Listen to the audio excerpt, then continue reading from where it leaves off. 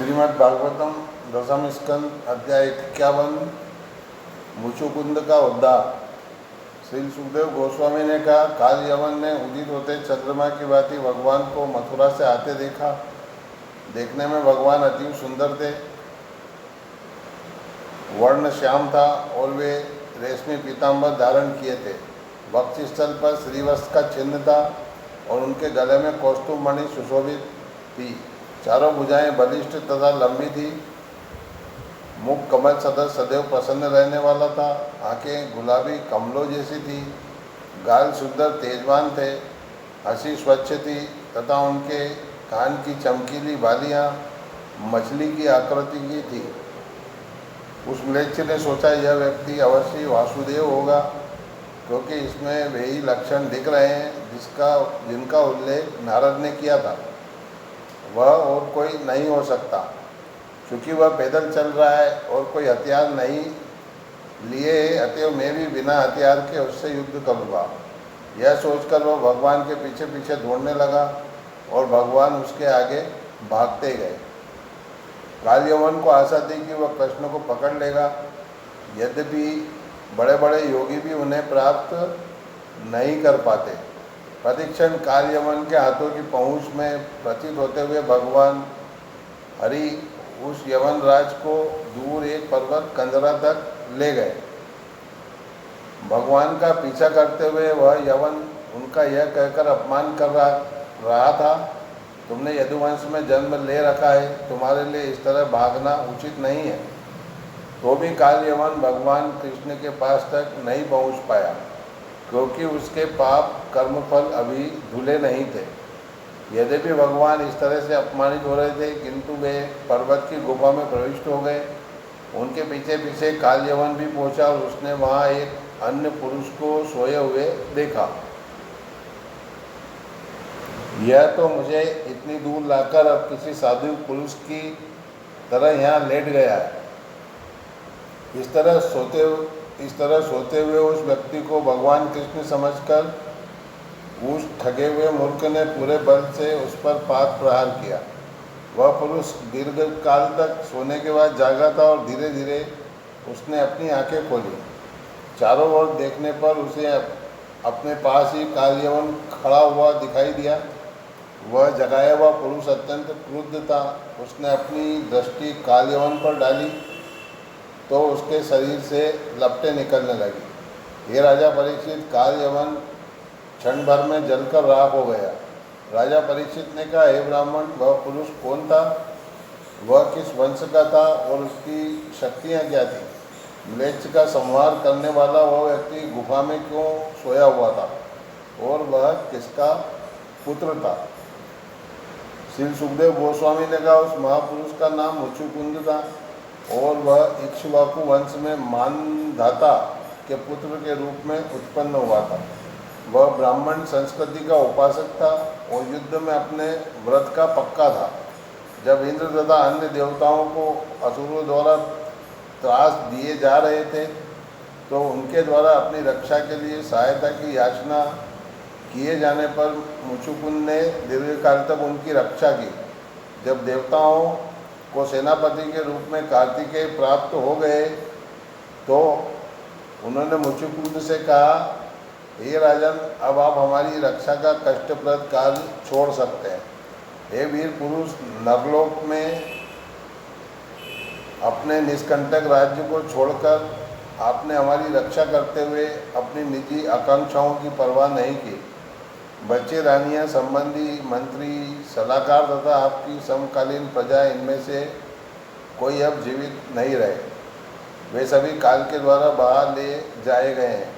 अनंत काल समस्त बलवानों से भी बलवान है और वही साक्षात परमेश्वर है। जिस तरह पशुपालक ग्वाला अपने पशुओं को हाँकता रहता है, उसी तरह परमेश्वर मृत्यु प्राणियों को अपनी लीला के रूप में हाँकते रहते हैं। आपका कल्याण हो। अब आप मोक्ष के सिवाय कोई भी वर चुन सकते हैं, क्योंकि मोक्ष को तो एकमात्र अविनाशी भगवान विष्णु ही प्रदान कर सकते हैं। ऐसा कहे जाने पर मुचुकुंद ने देवताओं से ससम्मान विदा ली और एक गुफा में गए, जहाँ वे देवताओं द्वारा दी गई नींद का आनंद लेने के लिए लेट गए। जब यवन जलकर राख हो गया तो सात्वतों के प्रभु भगवान ने उस बुद्धिमान मुचुकुंद के समक्ष अपने को प्रकट किया। जब राजा मुचुकुंद ने भगवान की ओर निहारा तो देखा वे बादल के समान गहरे नीले रंग के थे। उनकी 4 भुजाएं थी और वे रेशमी पीताम्बर पहने थे। उनके वक्ष स्थल पर श्रीवत्स का चिन्ह था और गले में चमचमाती कौस्तुभ मणि थी। वैजयंती माला से सज्जित भगवान ने उसे अपना मनोहर शांत मुख दिखलाया, जो मछली की आकृति के कुंडलों तथा स्नेहपूर्ण मंदहास से युक्त चितवन से सारे मनुष्यों की आंखों को आकृष्ट कर लेता है। उनके तरुण स्वरूप का सौंदर्य अद्वितीय था और वे सिंह की भव्य चाल से चल रहे थे। अत्यंत बुद्धिमान राजा भगवान के तेज से अभिभूत हो गया। यह तेज उसे दुर्धर्ष जान पड़ा। अपनी अनिश्चयता व्यक्त करते हुए मुचुकुंद ने झिझकते हुए भगवान कृष्ण से इस प्रकार पूछा। श्री मुचुकुंद ने कहा, आप कौन हैं जो जंगल में इस पर्वत गुफा में अपने कमल की पंखड़ियों जैसे कोमल पाँवों से कटीली भूमि पर चलकर आए हैं? शायद आप समस्त शक्तिशाली जीवों की शक्ति हैं, या फिर आप शक्तिशाली अग्निदेव या सूर्यदेव, चंद्रदेव, स्वर्ग के राजा इंद्र या अन्य किसी लोक के शासन करने वाले देवता तो नहीं हैं।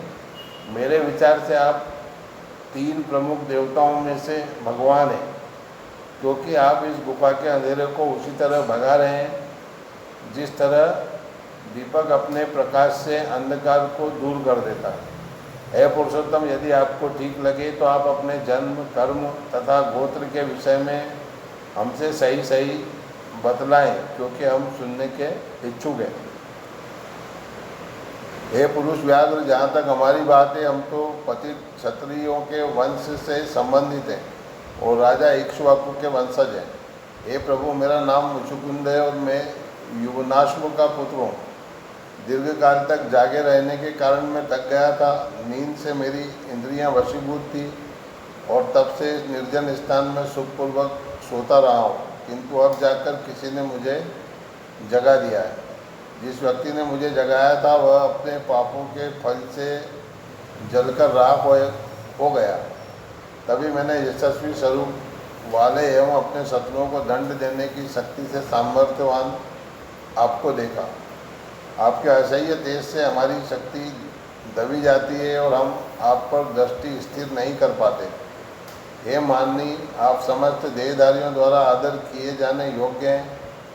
श्री सुखदेव गोस्वामी ने आगे कहा, राजा द्वारा इस तरह कहे जाने पर समस्त सृष्टि के उद्गम भगवान मुस्कराने लगे और तब उन्होंने बादलों की गर्जना के सदस गंभीर वाणी में उसे उत्तर दिया। भगवान ने कहा, हे मित्र, मैं हजारों जन्म ले चुका हूँ, हजारों जीवन जी चुका हूँ और हजारों नाम धारण कर चुका हूँ। वस्तुतः मेरे जन्म, कर्म तथा नाम अनंत है, यहाँ तक कि मैं भी उनकी गणना नहीं कर सकता। यह संभव है कि कोई व्यक्ति पृथ्वी पर धूल कणों की गणना कई जन्मों में कर ले, किंतु मेरे गुणों, कर्मों, नामों तथा जन्मों की गणना कोई भी कभी पूरी नहीं कर सकता। ये राजन, बड़े से बड़े ऋषि मेरे उन जन्मों तथा कर्मों की गणना करते रहते हैं जो काल की तीनों अवस्थाओं में घटित होते हैं, किंतु वे कभी उसका अंत नहीं पाते। तो भी हे मित्र, मैं अपने इस वर्तमान जन्म, नाम तथा कर्म के विषय में तुम्हें बतलाऊंगा, कृपया सुनो। कुछ काल पूर्व ब्रह्मा ने मुझसे धर्म की रक्षा करने तथा पृथ्वी के भार स्वरूप असुरों का संहार करने की प्रार्थना की थी। इस तरह मैंने यदुवंश में आनक दुंदुभि के घर अवतार लिया। चूँकि मैं वसुदेव का पुत्र हूँ, इसलिए लोग मुझे वासुदेव कहते हैं। मैंने काल नेमि का वध किया है, जो कंस रूप में फिर से जन्मा था। साथ ही मैंने प्रलंब तथा पुण्यात्मा लोगों के अन्य शत्रुओं का भी संहार किया। और अब हे राजन, यह बर्बर तुम्हारी तीक्ष्ण चितवन से जलकर भस्म हो गया। क्योंकि भूतकाल में तुमने मुझसे बारंबार प्रार्थना की थी, इसलिए मैं स्वयं तुम पर अनुग्रह करने के लिए इस गुफा में आया हूँ। क्योंकि मैं अपने भक्तों के प्रति वत्सल रहता हूँ। हे राजऋषि, अब मुझसे कुछ वर ले लो, मैं तुम्हारी समस्त इच्छाएं पूरी कर दूंगा। जो मुझे प्रसन्न कर लेता है उसे फिर कभी शोक नहीं करना पड़ता। श्री सुखदेव गोस्वामी ने कहा, यह सुनकर मुचुकुंद ने भगवान को प्रणाम किया। गर्ग मुनि के वचनों का स्मरण करते हुए उसने कृष्ण को भगवान नारायण रूप में हर्षपूर्वक पहचान लिया। फिर राजा ने उनसे इस प्रकार कहा। श्री मुचुकुंद ने कहा, हे प्रभु, इस जगत के सभी स्त्री पुरुष आपकी माया शक्ति के द्वारा मोहग्रस्त हैं। वे अपने असली लाभ से अनजान रहते हुए आपको न पूछकर अपने को कष्टों के मूल स्रोत अर्थात पारिवारिक मामलों में फंसकर सुख की तलाश करते हैं। उस मनुष्य का मन अशुद्ध होता है जो अत्यंत दुर्लभ एवं अत्यंत विकसित मनुष्य जीवन के येन केन प्रकारेण स्वतः प्राप्त होने पर भी आपके चरण कमलों की पूजा नहीं करता। ऐसा व्यक्ति अंधे कुएं में गिरे हुए पशु के समान भौतिक गर्भार रूपी अंधकार में गिर जाता है। हे अजित, मैंने पृथ्वी के राजा के रूप में अपने राज्य तथा वैभव के मद में अधिकाधिक उन्मत्त होकर सारा समय गंवा दिया है। मृत्यु शरीर को आत्मा मानते हुए तथा संतानों, पत्नियों, खजाना तथा भूमि में आसक्त होकर मैंने अनंत क्लेश भोगा है। अत्यंत गर्वित होकर मैंने अपने को शरीर मान लिया था, जो घड़े या दीवार जैसी एक भौतिक वस्तु है। अपने को मनुष्यों में देवता समझकर मैंने अपने सारथियों, हाथियों, अश्वारोहियों, पैदल सैनिकों तथा सेनापतियों से गिरकर और अपने प्रवंचित गर्व के कारण आपकी अवमानना करते हुए पृथ्वी भर में विचरण किया। करनी के विचारों में लीन, अत्यंत लोभी तथा इंद्रिय भोग से प्रसन्न रहने वाला मनुष्य का सदा सतर्क रहने वाले आपसे अचानक सामना होता है। जैसे भूखा सांप चूहे के आगे अपने विषैले दांतों को चाटता है, उसी तरह आप उसके समक्ष मृत्यु के रूप में प्रकट होते हैं।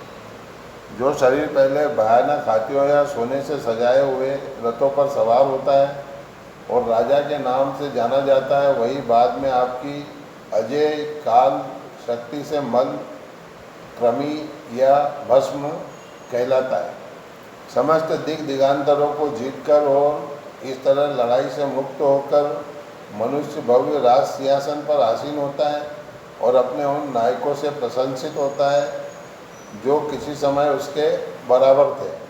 किंतु जब वह स्त्रियों के कक्ष में प्रवेश करता है जहाँ विषय सुख पाया जाता है, तो हे प्रभु, वह पालतू पशु की तरह आंका जाता है। जो राजा पहले से प्राप्त शक्ति से भी और अधिक शक्ति की कामना करता है, वह तपस्या करके तथा इंद्रिय भोग का परित्याग करके कठोरता से अपने कर्तव्य पूरा करता है। किंतु जिसके वेग, तृष्णाएं यह सोचते हुए इतने प्रबल हैं कि मैं स्वतंत्र तथा सर्वोच्च हूँ, वह कभी सुख प्राप्त नहीं कर सकता।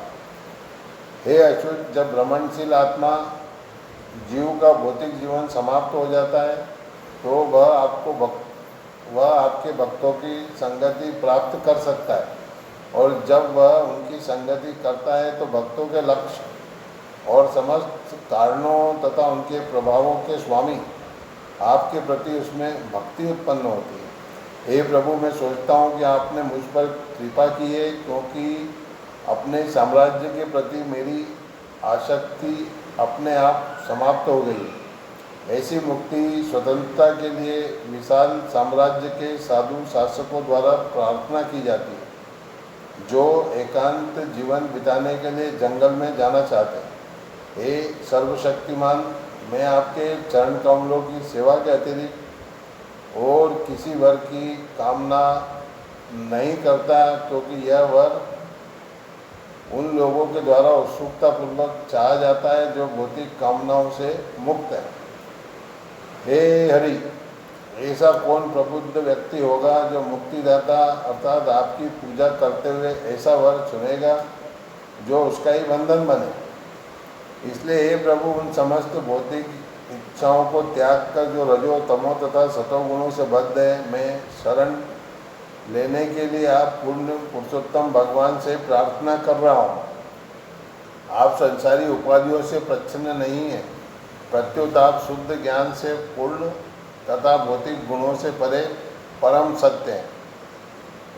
इतने दीर्घ काल से मैं इस जगत में कष्टों से पीड़ित होता रहा हूँ और शोक से जलता रहा हूँ। मेरे 6 शत्रु कभी भी तृप्त नहीं होते और मुझे शांति नहीं मिल पाती। अतः हे शरणदाता, हे परमात्मा, मेरी रक्षा करें। हे प्रभु, सौभाग्य से इतने संकट के बीच मैं आपके चरण कमलों तक पहुँचा हूँ, जो सत्य रूप हैं और जो निर्भय तथा शोक रहित बनाने वाले हैं। भगवान ने कहा, हे सम्राट, महान राजा, तुम्हारा मन शुद्ध तथा सामर्थ्यवान है। यद्यपि मैंने वरों के द्वारा तुम्हें प्रलोभित करना चाहा, किंतु तुम्हारा मन भौतिक इच्छाओं के वशीभूत नहीं हुआ। यह जान लो कि मैं यह सिद्ध करने के लिए तुम्हें वरों से प्रलोभन दे रहा था कि तुम धोखा नहीं खा सकते। मेरे शुद्ध भक्ति की बुद्धि कभी भी भौतिक आशीर्वादों से विफल नहीं होती। ऐसे अभक्तगण जो प्राणायाम जैसे अभ्यासों में लगते हैं, उनके मन भौतिक इच्छाओं से कभी विमल नहीं होते। इस तरह हे राजन, उनके मन में भौतिक इच्छाएं पुनः उठती हुई देखी गई है। अपना मन मुझ में स्थिर करके तुम इच्छानुसार इस पृथ्वी पर विचरण करो। मुझ में तुम्हारी ऐसी अविचल भक्ति सदैव बनी रहे। क्योंकि तुमने क्षत्रिय के सिद्धांतों का पालन किया है, अतः शिकार करते या अन्य कार्य करते समय तुमने जीवों का वध किया है। तुम्हें चाहिए कि सावधानी के साथ तपस्या करते हुए तथा मेरे शरणागत रहते हुए इस तरह से किए हुए पापों को मिटा डालो। हे राजन, तुम अगले जीवन में श्रेष्ठ ब्राह्मण, समस्त जीवों के सर्वोत्तम शुभ चिंतक बनोगे और अवश्य ही मेरे पास आओगे। इस प्रकार श्रीमद् भागवतम 10वें स्कंद अध्याय 51 मुचुकुंद का उद्धार नामक अध्याय के भक्ति वेदांत श्लोकार्थ पूर्ण हुए। हरे कृष्ण कृष्ण कृष्ण हरे हरे, हरे राम राम राम हरे हरे, हरे कृष्ण कृष्ण कृष्ण हरे हरे, हरे राम राम राम हरे हरे।